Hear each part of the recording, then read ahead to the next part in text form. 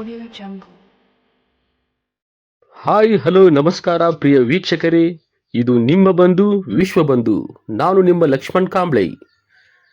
ಬಾಗಲಕೋಟೆ ಜಿಲ್ಲೆ ಜಮಖಂಡಿ ತಾಲೂಕಾ ವೀರಶೈವ ಲಿಂಗಾಯತ ಪಂಚಮಶಾಲಿ ಸಮಾಜ ಹಾಗೂ ರಾಣಿ ಚೆನ್ನಮ್ಮ ವಿವಿಧೋಶ ಸಹಕಾರ ಸಂಘ ನೇಮಿತ ಜಮಖಂಡಿ ಇವರ ಸಂಯುಕ್ತಾಶ್ರಯದಲ್ಲಿ ರಾಣಿ ಚೆನ್ನಮ್ಮ ಪ್ರತಿಭಾ ಪುರಸ್ಕಾರ ಸಮಾರಂಭವು ಅತಿ ಅದ್ದೂರಿಯಾಗಿ ನಡೆಯಿತು. ರವಿವಾರ ದಿನಾಂಕ 14/9/2025 ಮುಂಜಾನೆ 11:30 ಗಂಟೆ ಸುಮಾರಿಗೆ ಕಾರ್ಯಕ್ರಮವು ನೆರವೇರಿತು.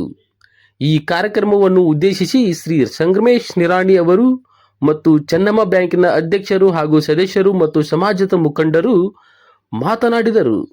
ಹಾಗೂ ವಿವಿಧ ಕ್ಷೇತ್ರಗಳಲ್ಲಿ ಸಾಧನೆಗೈದ ಸಾಧಕರಿಗೂ ಕೂಡ ಈ ಸಂದರ್ಭದಲ್ಲಿ ಸನ್ಮಾನ ಮಾಡಲಾಯಿತು. ವರದಿ ಲಕ್ಷ್ಮಣ್ ಕಾಂಬ್ಳೆ, ವಿಶ್ವಬಂಧು ಟಿವಿ, ಜಮಖಂಡಿ.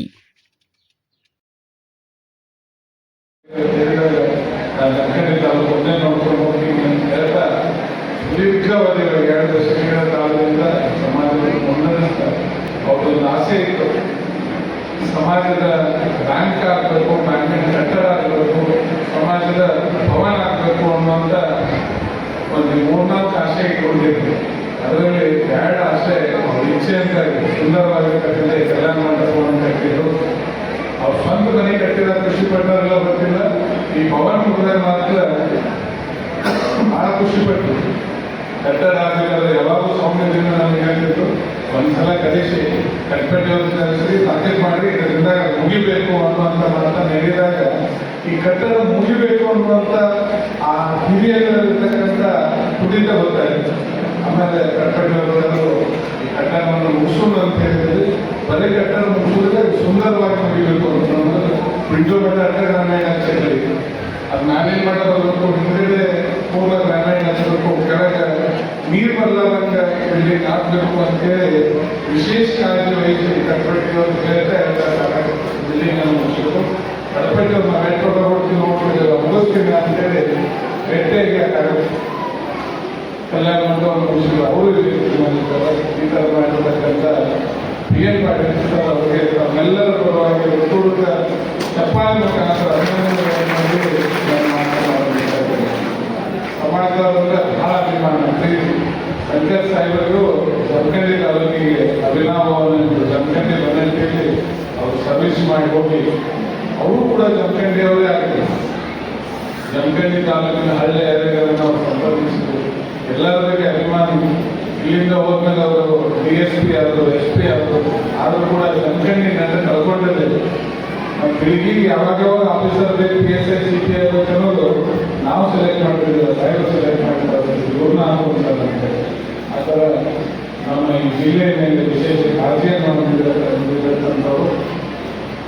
ಕಳೆದ 2-3 ತಿಂಗಳ ಹಿಂದೆ ಅವರು ರಿಟೈರ್ಡ್ ಆದರೆ ಗದಗ ಜಿಲ್ಲಾ ಕ್ಷೇತ್ರದಿಂದ ಹೆಚ್ಚಿಗೆ ನಮ್ಮ ಮನೆಗೆ ಜಮಖಂಡಿ ತಾಲೂಕಿನ ಹೋಗಿ ಅವರು ಅಭಿನಂದನೆಗಳನ್ನು ಸಲ್ಲಿಸಿಕೊಂಡಿದ್ದು ಆ ಪ್ರೀತಿ ಇವತ್ತು PN ಪಾಟೀಲ್ ಸರ್ ಫೋನ್ ಮಾಡಿದ ಮೇಲೆ ಗದಗಿಂದ ಇಲ್ಲಿ ಮಠ ಎತ್ಕೊಂಡು ಬಂದಿದೆ.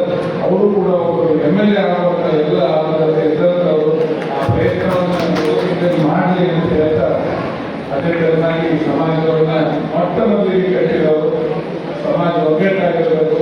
ನಾವು ಯಾರೋ 4-5 ಮಂದಿ ಮಾತಾಡಿದ್ರೆ 3 ಮಂದಿ ನಾವೇ ಇರ್ತೀವಿ, 60% ನಾವೇ ಇರ್ತೀವಿ. ಮೊದಲ ಬಾರಿ ಗುರುತಿಸ್ಕೊಂಡು 2002ಕ್ಕಿಂತ ಮುಂಚೆ ನಾವು ಯಾವ ಸಮಾಜದವ್ರು ಗೊತ್ತಾಗಿರಲಿಲ್ಲ. ವಿರಾಸಂದ್ರೆ ನಮ್ಮ ಹೌದವರು ಗೊತ್ತಿರಲಿಲ್ಲ, ಜಾತಿ ಕೇಳಕ್ಕೆ ಗೊತ್ತಿರಲಿಲ್ಲ.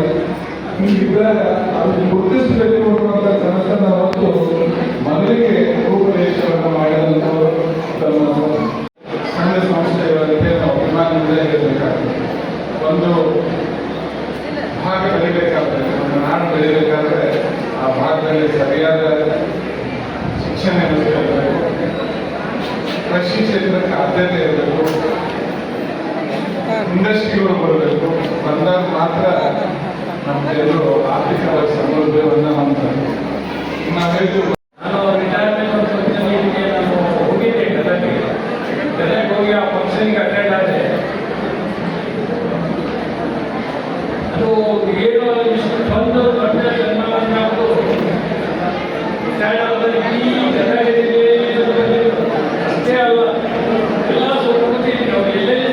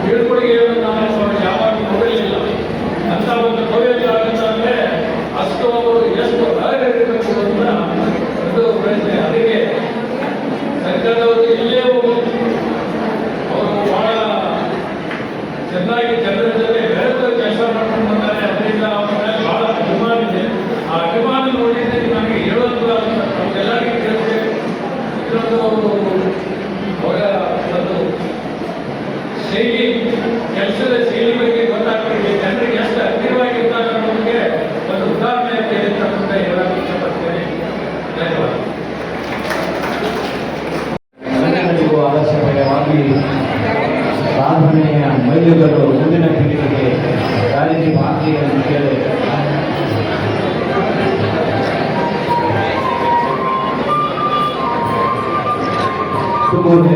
ಧನ್ಯವಾದಗಳನ್ನು ಸಲ್ಲಿಸ್ತಾ